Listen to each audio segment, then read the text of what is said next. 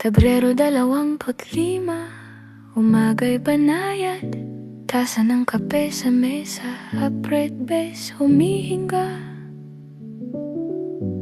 Brush drums dahan-dahan, sa kafe balita'y umiikot tulad ng araw. Mayong linggo, malinaw sa Senado ang diskusyon tungkol sa mga warrant para sa International Criminal Court, kung dapat dumaan muna sa lokal na korte bilang tugon sa pre-trial hearings ng dating Pangulo sa Hague na iginukondena ang mga alegasyon ng karumal-dumal na kampanya. Ito'y usapan na hindi basta argumento, kundi paglalarawan ng rule of law at soberanya.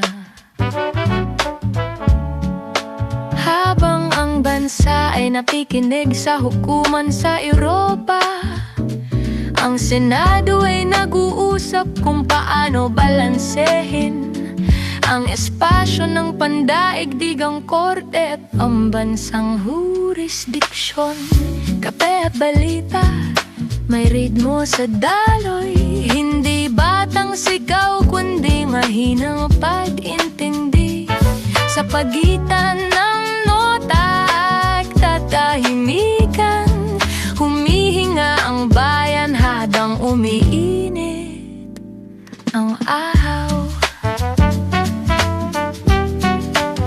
May mga bagong ulat sa presyo ng gasolina at diesel at tumaas muli ngayong linggo. Diesel humakyat ng P120, gasolina FU60 bawat litro. Ito ang ikasyam na sunod-sunod na pagtaas ng diesel, habang gandang tingnan sa papel sa kalsada at palengke. Mas malalim ang epekto sa suweldo at gastusin habang dumarami ang naglalaho ang spare cash para sa kape, pamasahe at presyo sa palengke. Ito'y paalala ng interplay ng global market at pang-araw-araw na buhay ng ordinaryong pamilya.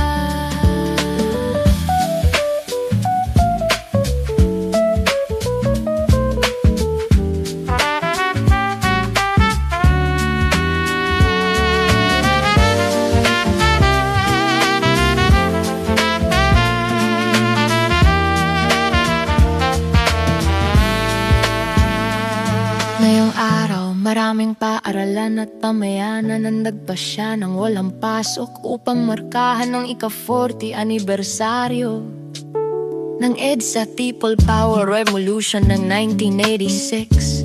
Hindi lang selebrasyon kundi panahon ng pag-aalala na ang kapayapaan at pagkakaisa ay hindi basta ideya kundi buhay na gawa.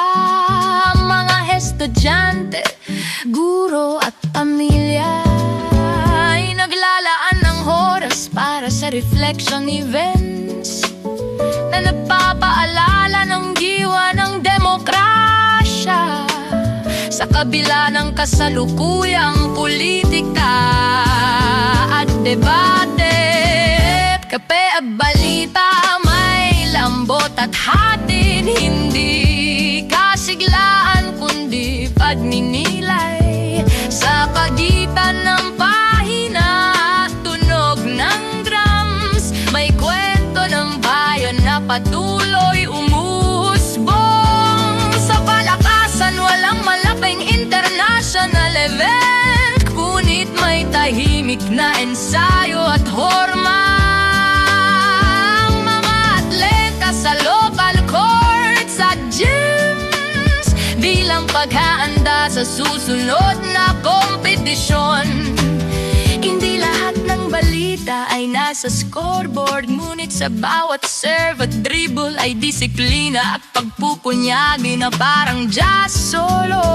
May pasensya at pag-asa. Sa mundo ng aliw, may bagong palabas at mga local artists na nagpo-perform. Hindi ito eskandalo o kontrobersya, kundi sining na nagpapalalim sa karanasan na maaring pakinggan habang umiinom ng kape at nagbibigay pahinga mula sa mabigat na balita. Ayon sa forecast, karamihan ng bansa ay makaparanas ng pantay-pantay na panahon. Bagamat may pag-ulan sa ilang lugar, walang malakas na bagyo malapit sa parang easterlies ay nagdudulot ng maaliwalas na klima na nagbibigay ng pagkakataon na maglapad pa uli at magmuni-muni habang humihinga ang umaga. Sa huling lotto draw kagabi, 12, 04, 35, 40, and 15, 24. Ilang mga numerong sinilit ng ilan na may halong pangarap at pag-asa. Sa pagitan ng tasa at lamig ng umaga, may mga iniisip na posibilidad. Kape at balita, malumanay ang nota, hindi sigaw kundi pag-intindi. Sa pagitan ng pahina at katahimikan, humihinga ang bayan sa umaga. Pebrero 25, taas ay malamig, balita'y nagiging alaala hanggang sa susunod na tasa. Kape at balita, Pebrero 25, tasa'y malamig, balita'y nagiging alaala hanggang sa susunod na tasa.